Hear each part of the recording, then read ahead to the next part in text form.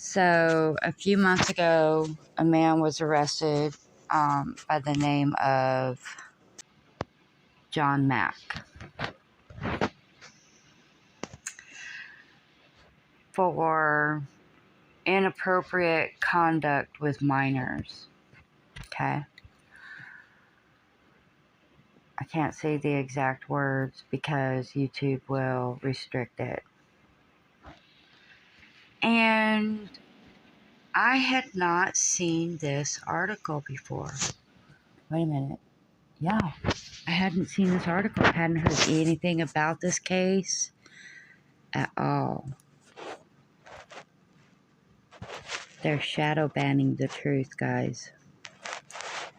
Civil rights lawyer Ben Crump was starting to dig into Livingston child abuse case by Leah Skeen from The Advocate. She did an amazing job, and I've only started reading a small portion of this article. So, let's get down to the story. Baton Rouge.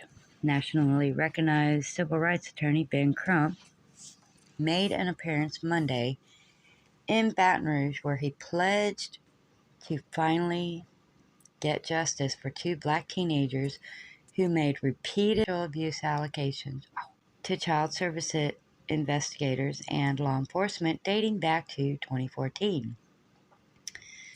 Let me stop right there, guys. This man right here, Jason Ard, I believe he was elected in 2013. Let me go back and look at that. Pretty sure he was elected in 2013. He's been in there too long, guys. This is not the first time he's dropped the ball and children have gotten hurt. She reported it back in 2014, and the claims only recently resulted in criminal charges following public outcry and media coverage from the case. In response to his comments, officials with the CPS services say the agency is pursuing an independent audit of the case and cooperating with the Office of the State Inspector General, who is conducting its own probe. Our internal review found no evidence of a cover-up on the part of our staff. However, should the OIG's investigation find otherwise, we'll take swift action. Yes, we all know how swift you take your action, Miss Marquita Walters. You have dropped the ball a lot for our children in this parish. And don't think I don't know what's going on in your office as well. I do. Best known for representing victims of police brutality across the country, Crump said he took the Louisiana case to make sure the girls know that this is America and we have justice for all. Yes, we do. Absolutely, ladies. And I'm sorry this happened to you. It shouldn't have happened to you. And when it did happen to you the first time in 2014 and you reported it, something should have been done about it. That would be Jason Ard dropping the ball. His previous assertions from advocates that investigators slow-walked the case because the Mack family is well known, especially in Livingston Parish where the defendants live. Wait a minute, guys. There's some stuff going on. You're not going to believe this. A few weeks ago, state officials testified that child services workers had violated the abuse allegations against John Mack in May of 2019 after the girl spoke out. That was more than 2 years before he was arrested on accounts. Mack, who is 76, was arrested in September in Jefferson Parish.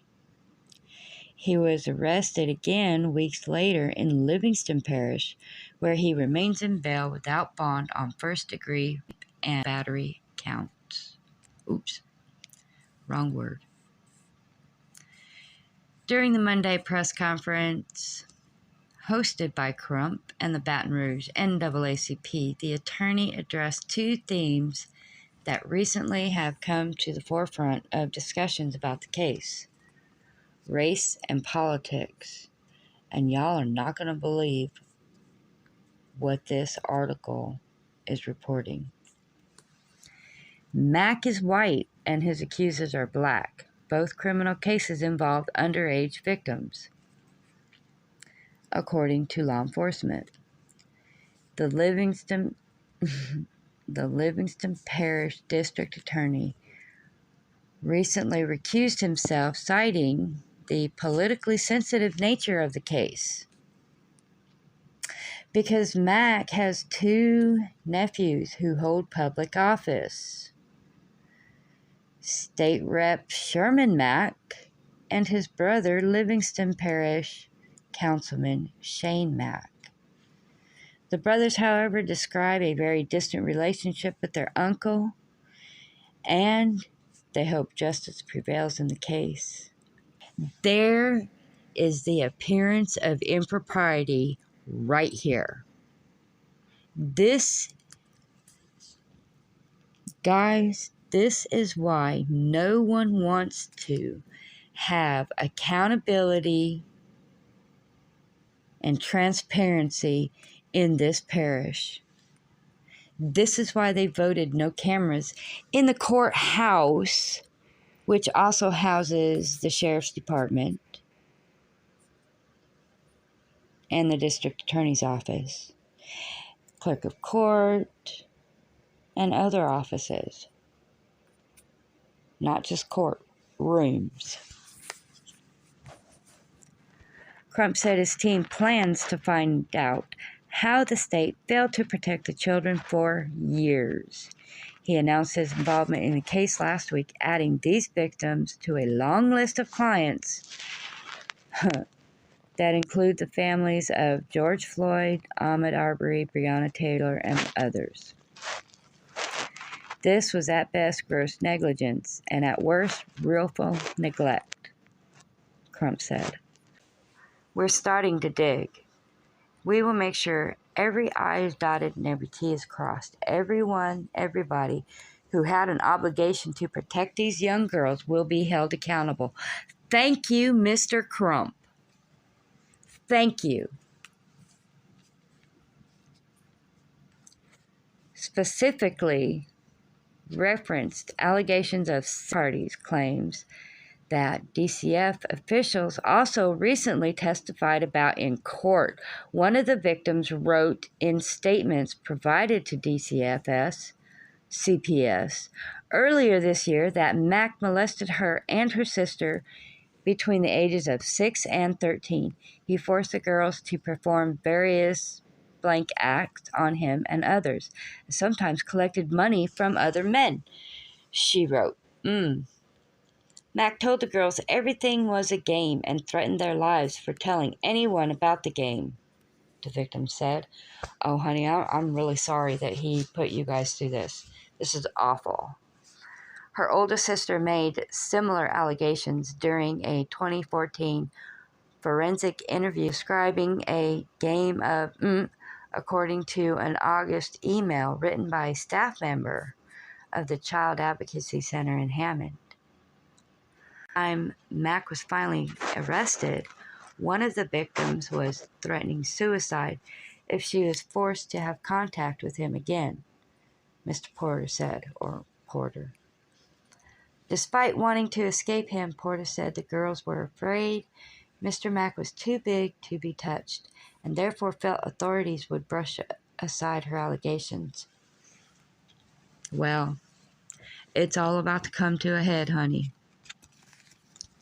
All about to come to a head.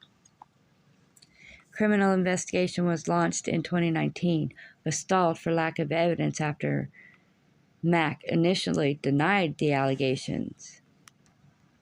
Oh, there's a big surprise? That's an incredible... I think I'm gonna have a heart attack and die from that surprise. Livingston Parish Sergeant Darnell McAllister testified during an October hearing in Livingston Criminal Court. She said detectives revisited the case earlier this year after a new witness account surfaced. Yeah, because y'all didn't write it down, did you? Y'all didn't write it down. Huh. A Jefferson Parish juvenile court judge recently expressed concerns about how child services officials reported the case to law enforcement and whether more disclosures should be made. DCFS officials Monday said that agency leadership launched an internal review to examine the facts and the need to strengthen our processes and procedures. You already have policies available to you that you do not follow. If you followed these policies, rules, and regulations that are already on the books, this wouldn't have happened. It wouldn't have gotten to this point. The agency is working with Child Welfare League of America to pursue an independent audit of the investigation, which officials called a human trafficking case. It absolutely is. Oh, we welcome the attention this case is getting, and we join in the outrage that people feel about what has happened to this young woman, they said. CPS said that. I'm sorry, but the only thing that your fake outrage shows is that you know you dropped the ball and you're about to pay the price. You failed these young ladies and other young ladies, other children. You failed them. We want to have full and complete understanding of this case, and we want to be able to identify any weaknesses our system has and correct them. We investigate cases on behalf of child safety regardless who's connected to the case, officials said. You're a liar. You guys are lying. You failed these children. You failed to do your jobs. Shame on you. And Jason Ard, you're a failure as well. You will be unseated if I have anything to say about it. And let me tell you, I have a lot to say because I'm finding out a lot of stuff about you, Mr.